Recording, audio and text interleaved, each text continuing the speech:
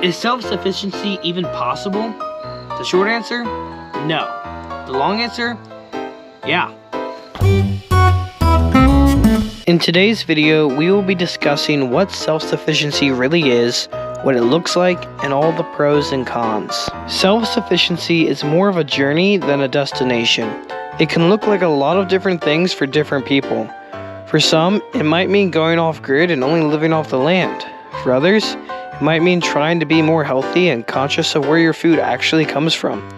No matter where on the range of self-sufficiency you plan to be, ultimately, you won't ever be able to be fully sufficient on yourself alone. Don't freak out. No human ever has. Humans are made for community. We are made to work together. In modern times, this is taken a little too far with all of our food coming from the food industry and grocery stores. People are cut off from where their food comes from how to actually survive without electricity or running water. To actually survive fully off the grid, it requires a lot of work from yourself, your family, and maybe even your friends too. No one is an expert in anything, and manual labor becomes infinitely easier with the more hands you have. So the essence of self-sufficiency is more about low-scale production and survival. The government mandates the food industry and quote-unquote takes care of all of us. To be self-sufficient is to not have to rely on Walmart to get eggs or potatoes, but it isn't being able to do all and rely fully on yourself. So what does self-sufficiency look like? The homestead is the perfect example. We source our own cheese, milk, eggs, butter, and meat. We bake our own bread and have a well. But we still have electricity. We still use cars. We still buy many ingredients from the store. This is where it is a journey. We don't have time, and you probably don't either, to spend the vast majority of your day on food. But we do have the time to take a little bit of the burden into our own hands and connect with the nature that provides us our nourishment. The pros seem to be obvious. We get fresh food. It's healthier and tastier.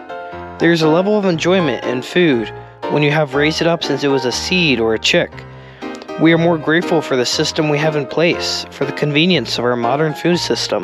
But we are also grateful to the animals we are eating. They are no longer a package from a grocery store, but a living, breathing being that we have cared for. This connection makes you more grateful for the animals and for the food. There's also a certain virtue in hard work with your hands.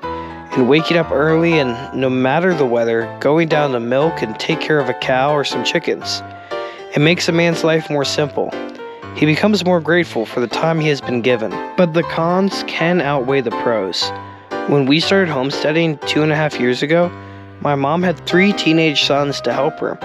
She would never have had the time or strength to build up a homestead on her own. And this can be a con for many people.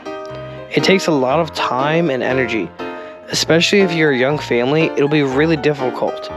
It also could be very expensive. When we first started, we had to improvise a lot, and it wasn't always the prettiest solution. Ultimately, homesteading, self-sufficiency are very inconvenient. It's honestly just hard work.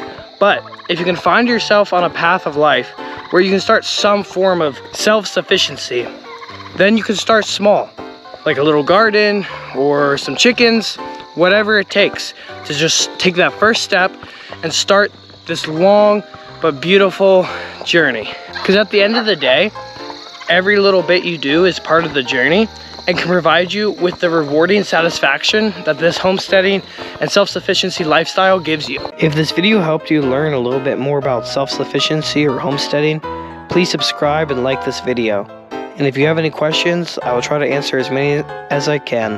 God bless.